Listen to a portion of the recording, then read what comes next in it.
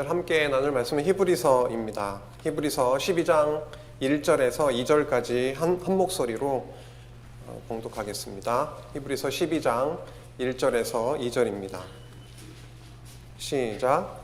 이러므로 우리에게 구름같이 둘러싼 허다한 증인들이 있으니 모든 무거운 것과 얽매이기 쉬운 죄를 벗어버리고 인내로써 우리 앞에 당한 경주를 하며 믿음의 주요 또 온전하게 하시는 이인 예수를 바라보자. 그는 그 앞에 있는 기쁨을 위하여 십자가를 참으사 부끄러움을 개의치 아니하시더니 하나님 보좌 우편에 앉으셨느니라. 아멘. 히브리서를 함께 나누게 됐습니다. 히브리서 안에 선포되고 있는 예수님에 대해서, 예수 그리스도에 대해서 더 깊이 알아가는 귀한 시간이 될 겁니다. 믿음의 주 되시고 온전하게 하시는 이는 바로 예수 그리스도밖에 없습니다. 오늘 히브리서를 시작하면서 우리가 하나님의 자녀로 이 땅에 살아가고 있습니다. 그런데 때로는 여러 가지 고난을 그리고 겪기도 하고 유혹 가운데 빠지기도 합니다. 고난 상황 속에서 하나님을 의지만 하면 될 텐데 사실 그렇지 못하는 경우들이 저희들에게 많이 있죠. 다른 것을 의지하기 위해서 찾아 나서기도 합니다.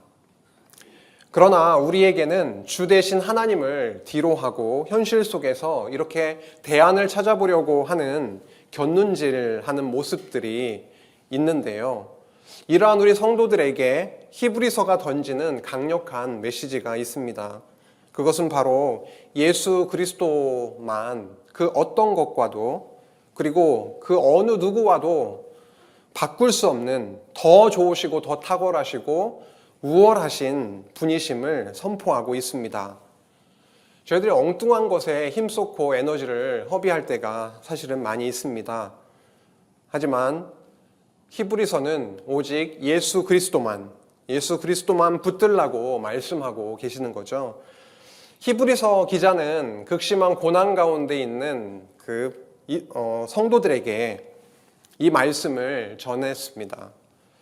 복음 신앙에서 이탈되고 있는 그 안타까움 속에 하나님의 아들 그 예수님이 얼마나 위대하신 분이신지 능력 있으신 분이신지를 그들에게 전했던 것입니다. 오직 예수님과 복음만을 붙잡아야 하지 않겠냐고 굉장히 호소력 있게 적고 있습니다. 히브리서를 통해서 그리스도 예수가 어떠한 분이신지 그리고 히브리서 안에 담겨져 있는 복음이 얼마나 깊고 정말 풍성한지를 함께 깨닫고 누리는 귀한 시간 되기를 간절히 소망합니다. 오늘 목차대로 일단 첫 강의는 서론으로 함께 나누고자 합니다. 먼저 히브리서가 성경에 어디에 위치해 있는지, 그리고 누가 썼는지, 그리고 언제 썼는지, 그리고 누구를 대상으로 썼는지, 그리고 어떤 배경에서 이 히브리서를 기록하게 되었는지, 그리고 주제는 뭐고 전체 흐름은 어떻게 되며 그 안에 담겨 있는 여러 가지 소주제들이 있는데요. 그런 부분까지 함께 정리하면서 오늘 첫 시간 가름하려고 합니다. 성경에서의 위치입니다. 성경 66권을 전체로 이렇게 봤을 때에 구약은 여호와의 언약의 말씀이죠. 하나님께서 그 창세전에 작정하신 그 하나님의 나라를 언약하시는 말씀, 여호와의 언약의 말씀이고요. 신약은 그 언약하신 말씀을 하나님의 아들이신 그리스도 예수를 이 땅에 보내셔서 성취하신 말씀입니다. 그래서 그리스도 성취의 말씀입니다. 그래서 구약은 역사서 그리고 시가서 선지서를 통해서 오실 그리스도를 언약하는 말씀인 거죠. 그래서 역사를 통해서 그리고 언약자손들의 찬양을 통해서 선지자들의 예언을 통해서 그리스도, 그 하나님의 나라를 그리스도를 통해서 성취해 주시겠다라는 것을 언약하시는 말씀입니다. 신약은 사복음서로부터 사도행전 그리고 서신서 계시록에 이르는 그 말씀을 통해서 사복음서에는 교회의 기초를 놓으십니다. 예수가 그리스도시다라고 하는 베드로의 고백도 있었죠. 그 믿음의 고백 위에 교회를 세우시게 되는데 예수가 그리스도이심을 사복음서를 통해서 확증해 주십니다. 직임, 신분, 사역, 본성이라고 하는 주제를 통해서 기초를 놓으시고 사도행전에서 언약하신 성령을 보내주셔서 교회를 설립하십니다. 세우십니다.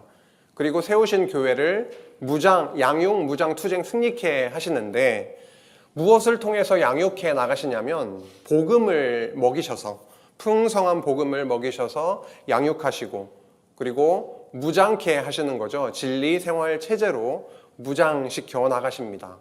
그리고 투쟁케 하시는 거죠. 무엇과 투쟁하게 하시냐면 유대주의랑 투쟁하게 하시고 세속주의, 그 다음에 적그리스도와 투쟁케 하셔서 결국은 최후 승리에 이르게 하시는 말씀으로 이어지게 되는 것입니다. 그래서 사복음서는 예수에 의해서 성취하신 말씀이고 사도행전으로부터 계시록까지는 성령께서 성취하신 말씀입니다. 결국 예수와 그리고 성령께서 구약에 언약하신 하나님의 나라를 이 땅 위에 성취하신 내용이 신약 성경의 전체 말씀인 것입니다. 그래서 오늘 보시면은 서신서 중에서 이 투쟁에 해당되는 부분입니다. 보시겠습니다. 이 투쟁에서 히브리서가 여기에 있습니다. 결국 오늘 교회를 성령을 통해서 무장시키신 이후에 비진리와 이렇게 투쟁케 해나가시는 첫 시작이 이렇게 나오고 있는 거죠. 히브리서로부터 시작이 되고 있습니다. 교회 투쟁을 통한 성취 부분이 히브리서에서 유다서까지인데 유대주의에 대한 경계의 내용이 오늘 함께 나누게 된 히브리서입니다. 유대주의에 대해서 나오고 있고요. 그다음에 세속주의, 적그리스도 이렇게 흘러갈 것입니다. 오늘은 유대주의에 대한 경계의 말씀 히브리서를 함께 나누는 데 있어서 히브리서가 읽기에 조금 편안하게 읽히실 수도 있고 또 과정에서 어렵게 느껴지실 수도 있는데 그 히브리서의 서론을 좀 함께 나누고 나면 히브리서 읽는데 훨씬 더 도움이 많이 되실 겁니다. 그래서 오늘 전체 그림을 간단하게 이렇게 그리고요. 신약에서 서신서 중에서도 교회를 투쟁케 해나가시는 그 말씀 중에서 첫머리다라고 하는 것입니다. 기자와 기록 연대 수신자를 함께 보겠습니다. 누가 기록을 했느냐라고 했을 때 교부 중에 한 명이었던 오리게는 이렇게 얘기했습니다. 히브리서를 누가 기록했는지는 오직 하나님만이 아신다. 사실 히브리서는 사도 바울이 기록했을 거야. 이렇게 여러 가지. 바나바가 기록했다. 아니면 브리스길라가 기록했다. 이렇게 하는 많은 사람들, 그 학자들이 있습니다. 하지만 공통적으로 히브리서는 도대체 누가 기록했는지 모르겠다. 이렇게 말씀 다들 회자하고 있습니다. 그 이유가 히브리서 2장 3절에 보면은 이렇게 나와 있죠. 우리가 이같이 큰 구원을 등한히 여기면 어찌 그 보응을 피하리요. 이 구원은 처음에 주로 말씀하신 바요. 들은 자들이 우리에게 확증한 바니 이렇게 적고 있습니다. 주로 말씀하신 바, 누가 말씀하셨냐면 예수 그리스도 주께서 말씀하셨습니다. 그러면 들은 자들이 있을 거잖아요. 들은 자는 바로 누구냐면 사도와 같은 12 제자들과 같은 자들인 거죠.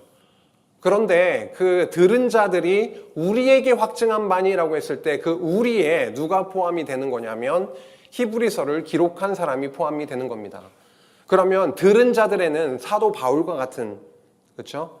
그런 자들이 포함이 되는 건데 그런 자들이 이제는 전해준 말씀을 듣고 확신에 차 있는 그 복음을 누리는 그 누군가가 우리인데 그 우리에 속해 있는 이 기자는 누군지 확실하게 모른다는 겁니다. 그래서 사도 바울은 히브리서의 기자일 수는 없습니다. 하지만 오늘 히브리서를 오늘부터 읽어나가는 데 있어서 기자가 정확하게 누구냐가 그렇게 중요하지 않습니다. 어쨌든 주께서 말씀하신 말을 들은 자들이 있고 그 들은 자들이 확실하게 전해줘서 또 깨달은 그 복음을 기초로 해서 어떤 특정한 환경이나 여건 속에 있는 그런 자들에게 기록된 것이기 때문에요. 기자는 미상이다 이렇게 알고 지나가면 되겠습니다. 기록 연대로 보면은 디모데가 아직 생존해 있다라고 하는 게 분명히 적혀 있어서 1세기에 해당되는 거고, 그리고 히브리서를 보면은요, 그 성전 제사 얘기가 되게 많이 나오거든요. 성전과 관련되어 있는 그런 차원에서 봤을 때 성전 제사를 드리고 있었다라고 하는 겁니다. 예루살렘 성전이 몇 년에 파괴가 돼서 무너지게 되냐면 로마의 티투스 장군에 의해서 70년에, 그렇죠? 70년에 예루살렘 성전이 무너지기 때문에 그 이전일 거잖아요. 그래서 60년대 초중반이 될 것이다 이렇게 얘기를 합니다. 성전 제사가 계속 드려지고 있었다라고 했을 때 그 드리는, 날마다 제사 드리는 것과 같이 할 필요가 없으니 이는 그가 단번에 자기를 들여 이루셨습니다. 여기서 드리는 이라고 하는 것이 아나페레인인데 현재 능동입니다. 지금도 계속 드리고 있는 것을 표현하고 있는 거 보면 분명히 히브리서를 기록할 때 그 기자는 저 예루살렘 성전에서 계속 드려지고 있는 제사를 보면서 그런 그 동시대에 이 말씀을 기록했다라는 것을 알 수가 있습니다. 그러면 70년은 되기 전이고 60년 이후 그 사이 어간에 기록되었을 거다라고 생각할 수가 있습니다. 독자는 그러면 누구일까? 그런 시기에 여전히 성전 제사가 드려지고 있는 그 시기에 누구에게 쓰여졌냐면 유대인 그리스도인이었습니다. 히브리서는요, 이 읽다 보면은 이건 이방인에게 적었다라고 생각하기가 굉장히 힘이 듭니다. 마태복음 같은 경우에도 유대인들에게 적혀졌다라는 것을 저희가 알기가 쉬운 거죠. 아브라함과, 그렇죠, 다윗, 이렇게 구약의 모든 내용들을 계보를 통해서 쫙 끌고 오는 거 보면은 이방인들이 그것을 계보를 봤을 때 이게 무슨 내용인가 이렇게 너무 읽기가 힘들 거지만, 유대인들 같은 경우에는 그 계보를 봤을 때 구약의 전체 내용이 딱 끌려 들어오는 것처럼 오늘 히브리서를 저희가 쭉 앞으로 읽어가겠지만 이미 많이 읽으시기도 하고 공부해 오셨겠지만 읽다 보면은 구약의 내용들이 너무 전제된 거예요. 구약의 제사제도라든지 시편이 엄청 많이 인용된다든지 이미 이 내용들을 알고 있는 자들에게 기록되었을 가능성이 너무도 큰 거죠. 결국 유대인, 히브리인 그리스도인들에게 이 말씀이 전해졌습니다. 헬라어 성경의 히브리서의 이름을 보면 프로스 헤브라이오스로 되어 있습니다. 히브리인들에게 라고 하는 제목이 헬라 성경의 이름, 히브리서 이름인 것을 또한 보면 이 히브리서가 유대인들, 기독교 그리스도인들에게 보내졌던 그 서신이구나 라고 하는 것을 저희가 알 수가 있습니다. 그렇다면 누가는 미상이긴 하지만 언제 그리고 누구에게 기록됐다라고 하는 것은 알게 되었죠. 그렇다면 기록 배경은 어떻게 되고 왜 이 말씀을 전달할 수밖에 없었는가를 살펴보겠습니다. 먼저 기록 배경입니다. 역사적인 부분들이 좀 소개가 될 수밖에 없겠죠. 로마의 황제들 중에 클라우디우스 황제가 있었습니다. 클라우디우스 황제도 그렇고 로마 네로 황제도 그렇고 핍박을 많이 가했던, 기독교인들에게 핍박을 많이 가했던 그 황제들 중에 대표적인 사람들인데요. 그 로마 클라우디우스 황제 때에 기독교 유대인들이 많이 투옥을 당하고 재산이 완전히 몰수당하고 추방을 당하는 그런 핍박을 당하게 되었습니다. 10장 32절에서 34절의 내용을 쭉 읽어보면 그때 그런 일들이, 그런 핍박이 그들에게 있었구나를 알 수가 있습니다.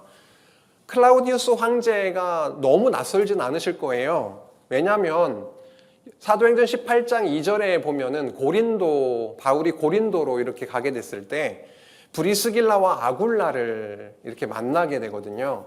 근데 브리스길라와 아굴라가 어떻게 고린도에 오게 되었는지의 내용이 간단하게 소개가 되고 있죠. 로마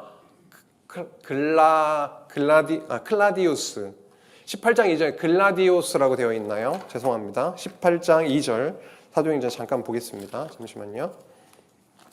글라우디오로 되어 있을 가능성이 높겠네요. 그렇죠? 글라우디오 황제 때 이렇게 되어 있습니다. 그래서 클라우디우스 황제이거든요.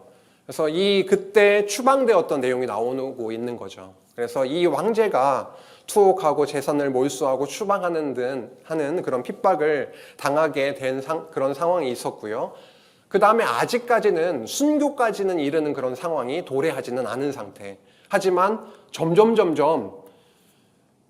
유대인 기독교인들이 시간이 가면 갈수록 핍박이 심해지고 이제 머지않아 순교까지 이르게 될지도 모르겠다라고 하는 그런 상황까지 가고 있었던 겁니다. 그래서 네로 황제 때 그리스도인들에 대한 박해가 엄청 심했었는데 계속 고조되다가 64년 로마 대화재 이후에 엄청나게 기독교인들이 순교에 이르게 되는 일들이 벌어지게 되는 거죠. 순교에 이르는 이 일보다는 그 전의 상황이긴 하지만 굉장히 핍박과 박해가 있었던 그런 시점이었다라고 하는 겁니다.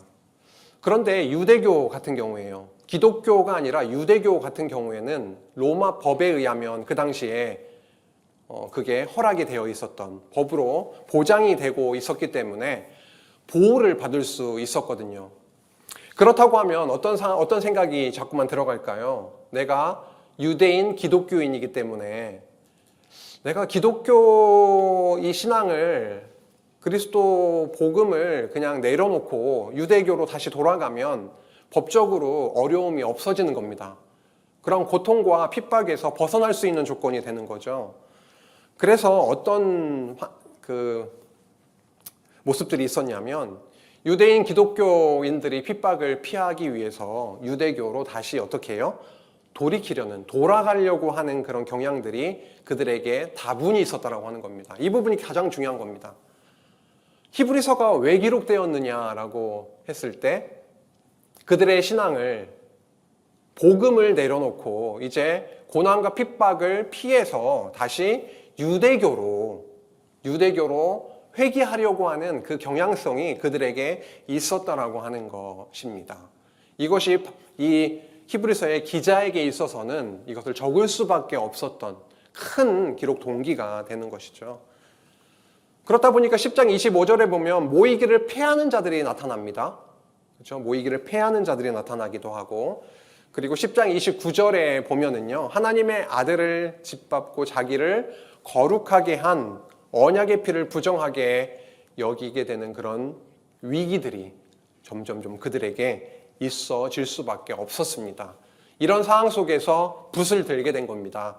히브리서를 기록하게 됐고 그들에게 이것을 전달하게 되었던 겁니다. 한마디로 말해서 고난과 핍박 속에서 신앙이 다 무너져 내리고 있었던 그 암담한 상황 가운데 그들이 처해 있었다. 그들의 모습이 그랬었다라고 하는 것입니다. 기록 목적은요, 이제 거의 나온 거죠. 기록 목적이 유대교로 돌아가려는 그 유대인 기독교인들을 향해서 경고하기 위해서 쓴 것입니다. 믿음에서 떨어져 나가면은 심판과 영원한 멸망이 있을 것을 경고하는 거죠. 예수 그리스도만이 믿음의 주고 의지할 대상이시고 모든 하나님의 그 형상으로 오신 하나님이신데 그 복음에서 완전히 벗어나게 되는 것은, 떨어져 나가는 것은 심판과 영원한 멸망을 피할 수가 없다라고 하는 것을 경고하기 위해서 썼고요. 그리고 예수 그리스도의 그 우월성에 대해서 엄청나게 강조를 하고 있습니다. 히브리서에서. 신분상으로 보아도 너무 우월하시고 더 좋으시고 사역상으로 보나 신앙상으로 보나 엄청 다른 것들과 비교할 수 없는 우월하심을 가지고 계신 분이시다. 그래서 그리스도를 떠나는 것이 얼마나 어리석은 일인지를 깨닫게 하기 위해서 히브리서를 기록했던 겁니다. 그러면은 히브리서 기록하는 데 있어서 가장 중요한 건 무엇일까요? 예수님이 누구신지를 확실하게 알려주는 게 중요한 겁니다. 말로만 예수님을 떠나면 안 돼. 예수님은 정말 우월하신 분이셔. 이렇게 얘기해서는 안 되고 하나님의 아들 예수가 누구신지에 대해서 정확하게 알려주어야만 그 뒷얘기가 이어질 수 있는 거죠. 그리고 위로하기 위해서 썼습니다. 고난과 핍박 가운데 갈팡질팡하고 있었던 그 혼란 가운데 있었던 성도들에게 예수 그리스도만이 믿음의 주 되신다.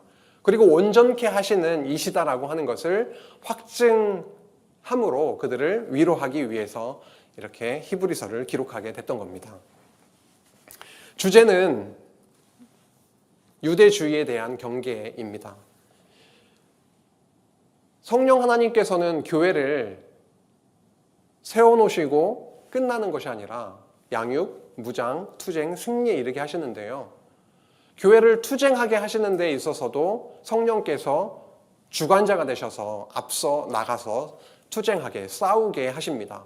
유대주의라고 하는 것이 얼마나 강력한 것인지를 히브리서를 통해서 저희가 확인하게 될 것인데요. 그 유대주의에 대해서 경계해 나가시는 이러이러한 부분이 너희들은 다시 유대교로 돌아가려는 마음을 가지고 있고 실제로 그렇게 하고 있는데 그것이 아니다. 얼마나 그거는 예수 그리스도에 비하면 그리스도의 복음에 비하면 그렇게 할 수 없는 것이다라고 유대주의에 대해서 강력하게 경계하고 있습니다. 오늘 함께 처음 시작하면서 봉독했던 말씀과 같이 결국 믿음의 주요 또 온전하게 하시는 이인 예수를 바라보자라고 말합니다. 그는 그 앞에 있는 기쁨을 위하여 십자가를 참으사 부끄러움을 개의치 아니하시더니 하나님 보좌 우편에 앉으셨느니라 라고 그들에게 전합니다. 예수님은 십자가에 못 박히셔서 비참하게 죽임당하시고 죽으시고 그냥 죽은 상태로 있으셨던 것이 아니라 다시 부활 승천하셔서 하나님의 보좌 우편에 앉으셔서 어떻게 하십니까? 통치하시는 그런 분이시지 않느냐. 그렇게 능력 많으시고 하나님의 보좌 우편에 계신 분 아니시냐. 믿음의 주 되신다.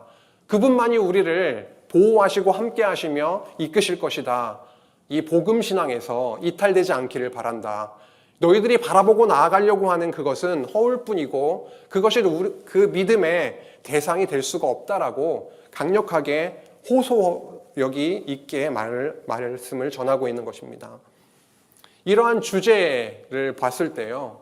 투쟁케 나가시는 주제, 전쟁이라고 하는 그런 주제를 조금 더 함께 나누고자 합니다. 구약 성경을 보면은요, 구약의 창세기의 처음 시작부터가 이런 내용이 나오고 있습니다. 3장 15절 굉장히 중요하고 유명한 말씀이죠. 내가 너로 여자와 원수가 되게 하고, 사단 뱀이죠. 너로 여자와 원수가 되게 하고, 하와인 거죠. 여기서는요, 문맥에서는 너로 여자가 원수가 되게 하고 내 후손, 그 사단도 여자의 후손인 예수 그리스도 하나님의 아들 그 후손과 원수가 되게 하리니 여자의 후손은 예수 그리스도 하나님의 아들 그 여자의 후손은 내 머리를 상하게 할 것이다. 사단의 머리를 상하게 하실 것이다. 하지만 너는 사단의 세력은 그의 발꿈치를 상하게 할 것이다 라고 말씀합니다. 이건 예언과 같은 말씀입니다. 앞으로 역사 안에서 그리고 더 나아가서 하나님의 그 아들을 여자의 후손을 보내셔서 사단 권세에 의해서 상함을 받으시지만 그것으로 끝나는 것이 아니라 사단 권세를 완전히 어떻게 해요? 머리를 상하게 해서 승리에 이르게 하시는, 승리하시겠다라고 하시는 그 말씀을 창세기에서 이렇게 저희들에게 보여주시고 실제로 역사 안에서 그걸 이루어 나가시는 겁니다. 결국 언약자손과 사단의 전쟁인 겁니다. 하나님은 언약자손과 함께 하십니다. 어떠한 어려움과 그런 전쟁의 상황, 투쟁의 상황으로 하나님이 오히려 하나님을 깨닫게 하시기 위해서 은혜가 은혜되게 하시기 위해서 그 과정을 이끌어 가시긴 하지만 그 과정에서 틀림없이 함께 하셔서 능력 많으신 그 사단의 머리를 부수시고 승리하시겠다라고 하신 그 언약의 말씀대로 구약의 역사 안에서 그리고 신약의 역사 안에서 분명하게 이루어 나가십니다. 그런 예들이 이런 거죠. 구약 안에서 전쟁과 투쟁의 이야기들이 말씀이 많이 나오고 있습니다. 광야 생활 중에서도 전쟁이 있었죠. 예를 들자면 아말렉과의 전쟁인 거고, 가나안 땅 정복이야말로 전쟁의 그런 스토리인 겁니다. 사사시대에 전쟁들이 엄청나게 많았던 거죠. 그렇죠? 이방 나라들이 쳐들어와서 완전히 그들을 억압하고 고통 중에 있게 할 때 부르짖어 기도하고 사사를 보내서 통치하게 하시고 승리하게 하시는 그런 전쟁의 과정이 바로 사사시대였던 것이고요. 왕정시대만 봐도 많은 이방 나라들이 쳐들어오는 그런 전쟁의 역사였던 것입니다. 그런데 이런 전쟁의 역사 가운데 그들에게 계속해서 반복적으로 깨닫게 했던 내용은 뭐냐면, 너희들은 하나님 앞에서, 거룩하신 하나님 앞에서, 그리고 거룩하신 하나님이 너희들에게 주신 그 율법 앞에서 얼마나 죄인인지, 무능한 자인지를 깨닫게 하시죠. 그리고 결국은 승리로 이끌어 나가시는 그런 내용들이 계속 반복적으로 있었던 겁니다. 그래서 예수님께서 이 땅에 오셔서 십자가에 못 박히시게 되는데요. 그 이전에 이러한 말씀을 먼저 하셨던 겁니다. 교회를 세울 거다. 이 땅 위에 교회를 세울 거다. 이 교회는 구약에서 언약하셨던 하나님의 나라, 이 땅 위에 세워진, 실체적으로 세워주신 하나님의 나라가 교회인데요. 그 교회에 대한 말씀을 언약하시는 것입니다. 이렇게 말씀하셨네요. 또 내가 네게 이르노니 너는 베드로라. 내가 이 반석 위에 내 교회를 세우리니 음부의 권세가 이기지 못하리라. 창세기 3장 15절에서 말씀하셨죠. 그렇죠?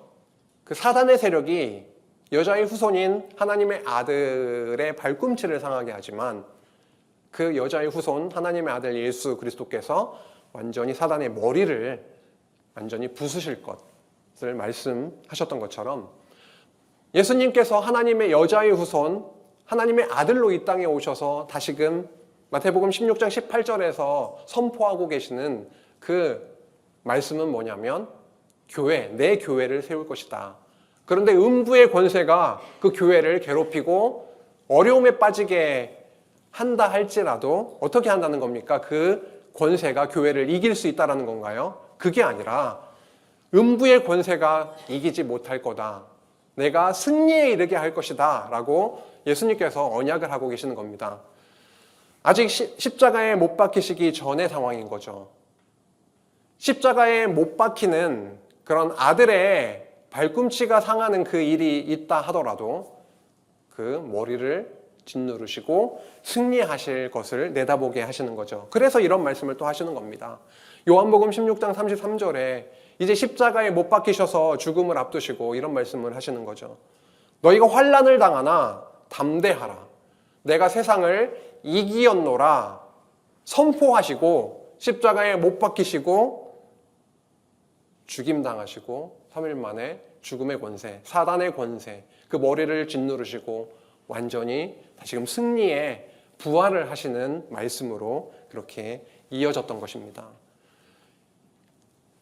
그리고 더 나아가서 그리스도의 지체로 부름받은 우리 성도들이 있잖아요. 우리 성도들 같은 경우에 이런 말씀을 또 디모데전서 6장 12절에 말씀합니다.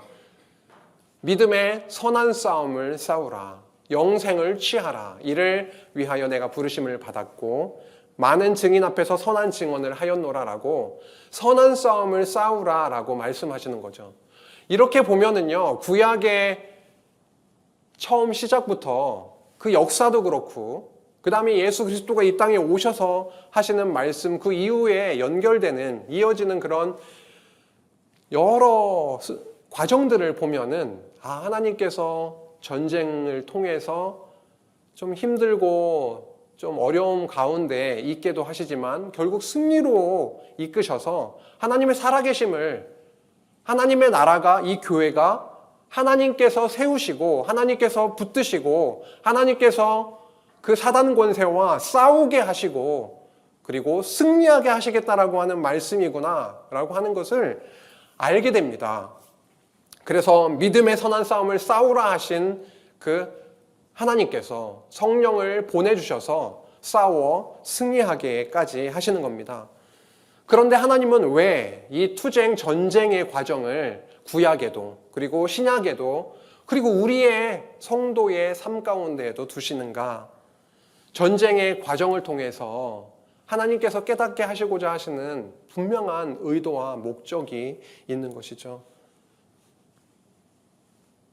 그것은 강력한 대적 앞에 얼마나 무능한지를 깨닫도록 하는 것입니다. 전쟁을 내가 할 수 있으면, 교회를 우리의 힘으로 세울 수 있고 유지할 수 있으면 하나님을 찾지 않게 되는 거잖아요. 그런데 그럴 수 없는 자들이다. 대적들 앞에 완전히 두 손 두 발 다 들도록 그 무능함을 깨닫도록 하십니다. 그러고 나서 정말 전능하시고 언약에 신실하신 하나님만을, 이제는 나를 의지하는 것이 아니라 우리의 힘을 의지하는 것이 아니라 하나님만 의지하도록 하시는 거죠. 그래서 승리에 이르게 하시는 겁니다. 그 승리가 하나님께서, 오직 하나님께서 주시는 은혜임을 깨닫도록 하시기 위해 전쟁이라고 하는, 그 투쟁이라고 하는 상황을 이렇게 섭리해 가신다라고 하는 거죠. 그래서 성부, 성자, 성령, 그 삼위 하나님의 영광을 아주 풍성하게 쏟아내시는, 선포하시는 그런 과정이 바로 전쟁의 상황, 투쟁의 그런 과정이다라고 하는 것입니다. 이런 차원에서 히브리서를 저희가 읽어갈 때에 하나님께서 무언가를 대상으로 해서 싸워나가게 하시는데 이 싸움이 우리가 이길 수 없는 싸움이구나 라고 하는 것을 강력하게 선포하는 말씀이 히브리서가 되겠습니다. 그 싸움의 대상 중에 하나가 바로 유대주의라고 하는 거죠. 유대주의가 얼마나 무섭고 강력한지는 본문 속에서 확인하게 될 것이고, 그들은 그것이 강력하다고 다시금 생각이 들어서 회귀하려고 하지만 그게 아니다. 예수 그리스도만이 강력하시고 우월하시고 더 뛰어나신 분이시다라고 말씀하는 거죠. 히브리서의 이제 흐름을 좀 보겠습니다. 이제 읽어나가기 위한 본격적인 준비가 되겠죠. 히브리서는 이렇게 흘러가고 있습니다. 계속 보이는 단어가 있습니다. 제목에서도 우월성이라고 하는 게 계속 보이고요. 아래서도 우월한이 보이고, 아래도 우월, 그리고 얼마나 예수님이 우월하신지에 대해서 계속 되뇌이고 계속 선포하고 있는 말씀이 히브리서 말씀입니다. 그러다 보니까 예수님이 어떤 분이신지를 그렇게 알아가는 게 너무 중요하겠죠. 그 예수님을 알아가다 보면, 성경에서 히브리서에서 말씀하는 것을 따라가다 보면은 예수님이 이러하신 분이시구나. 그래서 천사보다도 뛰어나신, 더 좋으신 분이시구나. 모세보다도, 그리고 아론보다도 훨씬 더 우월하신, 뛰어나신, 탁월하신 분이시구나라고 하는 것을 1장에서 6장까지 그렇게 적고 있습니다. 천사보다, 모세보다, 아론보다 우월하다. 유대인들에게 있어서 천사도 그렇고 모세도 그렇고 아론도 그렇고 어떤 숭배에, 그리고 아주 그들에게 있어서는 너무도 중요한 그런 자들이었던 겁니다. 오늘은 천사에 대해서 함께 나누기는 합니다. 둘째 시간에요. 두 번째로 예수님은 사역상에 있어서도 굉장히 우월하시다라고 하는 거죠. 여기서 본 제사 사역, 성막 사역, 제물 사역이 있습니다. 이 세 가지가 성전 사역인 것이죠. 그렇죠? 이 세 가지가 성전 사역입니다. 이 성전 사역을 통해서 결국은 대속으로 연결되는 거죠.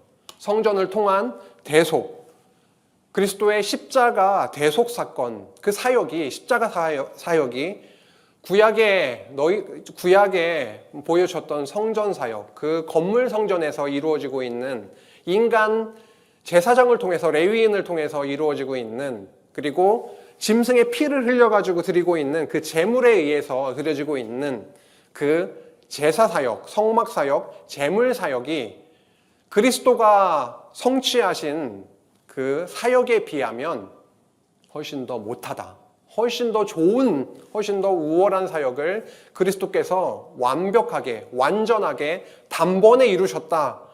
그리스도의 대속 사건이야말로 우리가 바라보아야 하는 것이지 다시금 그게 아니라 구약의 성전 사역으로 다시금 돌아가려고 하는 그것은 있을 수 없는 일이지 않느냐, 이렇게 설명을 해나가고 있습니다.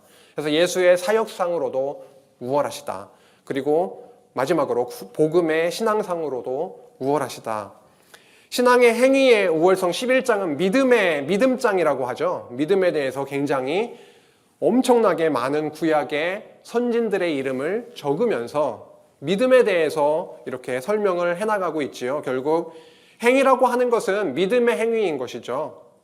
예수 그리스도를 바라보면서 구약의 선진들도 그렇게 삶을 살았던 것입니다. 그거에 대해서 말씀하면서 그리스도 그 복음에 의해서 행위도, 신앙 행위도, 생활의 부분도, 그리고 교회 생활까지도 결국 찬송의 제사가 핵심적인 교회 생활의 모습일 텐데요. 그 찬송의 제사라고 하는 그런 부분까지도 이게 바로 그 복음, 예수 그리스도께서 이루신 그 사역을 통한 증거된 그 복음이야말로 신앙상으로 봤을 때도 우월하다라고 하는 것을 히브리서를 통해서 이렇게 논증하고 있습니다. 그래서 세 부분으로 되어 있습니다. 그래서 흐름으로 보아도 어떤 분이신지를 확실하게 보여줌으로 우월함을 증거하시고, 그리고 그러한 분이 바로 어떠한 사역을 하셨는지, 그리고 그 사역을 통해서 성도의 생활로 그렇게 연결되어지는 그 흐름이 아주 잘 드러나고 있습니다. 오늘 첫 시간 6번째 핵심 주제들을 좀 정리하면서 마치려고 합니다. 히브리서에는 여러 중요한 주제들이 등장을 하고 있습니다. 그 중에 하나가 바로 하나님의 아들에 대한 것입니다. 1장 1절, 2절에 보면은 첫 시작부터 누구에 대해서 말씀하기 시작하냐면 하나님의 아들에 대해서 말씀하고 있습니다. 중요하니까 앞에서부터 이야기를 꺼내고 있는 거죠. 사실 본론에서 이야기하고자 하는 내용들은 아까 첫 번째, 두 번째, 세 번째 흐름 가운데 있습니다. 그런데 그 내용을 이어나가기 위해서는 가장 중요한 내용을 앞에 딱 위치시키고 그것을 중심으로, 기준으로 해서 이거 봐라, 그리스도가 이러니 하나님의 아들이 이러하신 분이시니 이렇게 되는 거 아니냐. 그래서 그 아주 깃발을 처음에 딱 꽂아놓고, 기준을 꽂아놓고 계속해서 풀어나가고 있습니다. 하나님의 아들이 어떠하신 분이신지에 대해서 나오고 있는 거죠. 옛적의 선지자들을 통하여 여러 부분과 여러 모양으로 우리 조상들에게 말씀하신 하나님이 이 모든 날 마지막에는 아들을 통하여 우리에게 말씀하셨으니 이 아들을 만유의 상속자로 세우시고 또 그로 말미암아 모든 세계를 지으셨느니라. 두 번째 시간에 이 본문을 함께 살펴나갈 거기 때문에 그 자세한 부분은 첫 시간에는 말씀드리진 않겠습니다. 어쨌든 옛적에, 그리고 비교가 되고 있죠. 옛적에 이렇게 하셨는데 오늘 모든 날 마지막에는 비교가 되고 있죠. 대조가 되고 있죠. 선지자를 통해서 말씀하셨는데 이제 누구를 통해서요? 아들을 통해서. 여러 부분, 그리고 여러 모양으로 우리 조상들에게 말씀하셨는데 이제 그의 아들을 통해서 누구에게 하냐면 우리에게.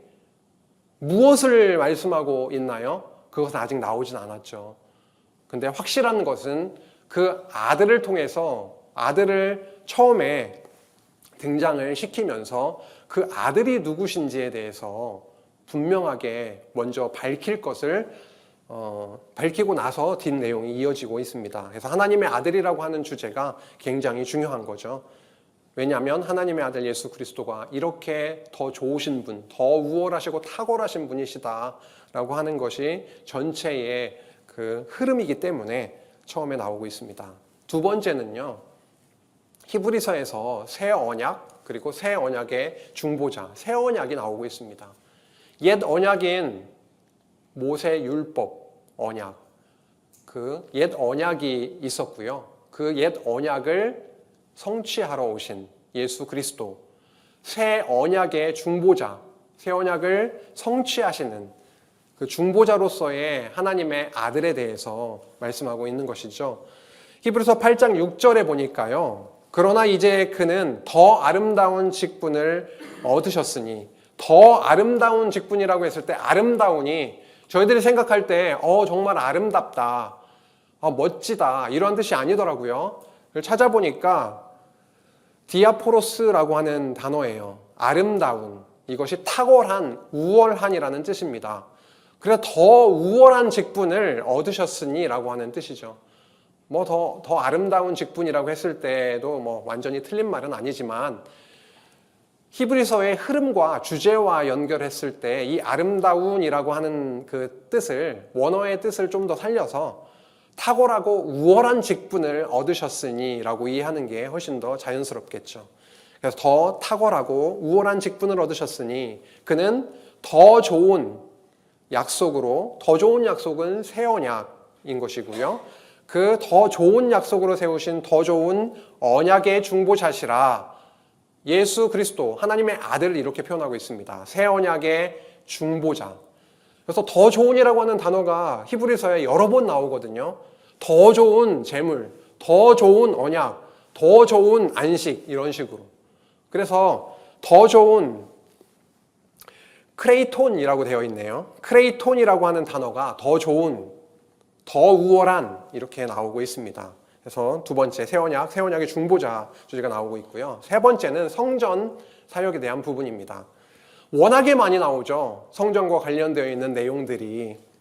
그래서 옛 언약과 관련되어 있었던 짐승, 그 제물, 제사장, 성전에 대한 그런 내용들이 결국 그리스도, 새 언약의 중보자로, 더 좋은 언약의 중보자로 오신 예수님에 의해서 이제는 단번에 영원한 속죄를 이루시는 참 제물로서의 그리스도, 하나님의 아들, 멜기세덱의 반차로 영원한 대제사장으로 이 땅에 오신 그리스도, 그 다음에 하늘에 속한 참 성전에 들어가신, 그리고 참 성전으로 오시고 완전히 이 땅에서 성전 사역을 완성하시고 하늘 성전으로 들어가신 그 참 성전 되시는 예수 그리스도에 대해서 히브리서는 굉장히 중요하게 그렇게 논증해 가고 있습니다. 네 번째는요, 하나님의 보좌 우편에 앉으셨다라고 하는 표현이 몇 번 나옵니다. 하나님께서 하나님의 우편에 앉으셨다라고 했을 때는 성전 사역을 완성하시고 죽으시고 부활하셔서 하나님의 우편에 앉으셨다라고 하는 것이죠. 하나님의 우편에 앉으셔서 하시는 일은 하나님의 아들로서, 하나님으로서 통치를 하시는 천상 통치에 대한 말씀입니다. 결국 믿음의 주요 또 온전하게 하시는 이인 예수를 바라보자. 그는 그 앞에 있는 기쁨을 위하여 십자가를 참으사 부끄러움을 개의치 아니하시더니 하나님 보좌 우편에 앉으셨느니라 라고 말씀합니다. 하나님 보좌 우편에 앉으셔서 여전히 통치하고 계시는 그 살아계신 능력 많으신 주 예수, 하나님의 아들을 온전케 하시는 이 예수를 바라보자라고 강력하게 말씀하는 것이죠. 이렇게 전 시간을 통해서 히브리서 전체에 대한 그 서론으로 여러 측면에서 함께 나누었는데요. 세 가지 포인트로 간략하게 정리하고 첫 시간 마무리하겠습니다. 히브리서는 예수 그리스도께서 얼마나 우월하신지에 대해서 말씀합니다. 신분상으로 보아도, 사역상으로 보아도, 복음의 신앙상으로 보아도 굉장히 더 좋고 더 뛰어난 그 우월성을 말씀하고 그 우월성을 통해서 유대주의에 대해서 경계하는 말씀입니다. 그리고 옛 언약을 온전하게 성취하신 분이 바로 새 언약의 중보자로 오신 그리스도 예수시다라고 하는 그 복음의 말씀입니다. 그리고 세 번째, 언약대로, 구약의 언약하신 대로 하나님의 나라를 이 땅 위에 하나님의 아들을 보내셔서 그 예수를, 그리스도를 보내셔서 교회를 세우시고 양육하시고 무장, 투쟁케, 지금 투쟁케 하시는 그런 말씀의 첫문이잖아요, 히브리서가. 투쟁케 하셔서 승리에 이르게 하시는 그 하나님이 언약에 신실하시고 살아계심을 분명하게 저희들에게 확증해 주는 말씀이 히브리서 말씀인 것입니다. 그래서 우리에게 있어서 히브리서 말씀이 구약에 대한 내용들이 너무 많다 보니까 잘 이렇게 우리와 직결되어 있는, 우리와 우리에게 생명의 말씀으로 때로는 잘 이렇게 체감적으로 다가오지 않을 수도 있는데요. 이번 기회를 통해서 얼마나 히브리서 안에 풍성한 하나님 나라에 대한, 그리고 예수 그리스도의 복음이 담겨져 있는지를 본문을 통해서 함께 확인하기를 바라고, 그 말씀을 통해서 온전케 하시는 이 예수 그리스도를 바라보게 되는 그 귀한 시간으로 이어지기를 소망합니다. 첫 시간 마쳤습니다. 잠시 휴식하시고 두 번째 시간 이어가겠습니다.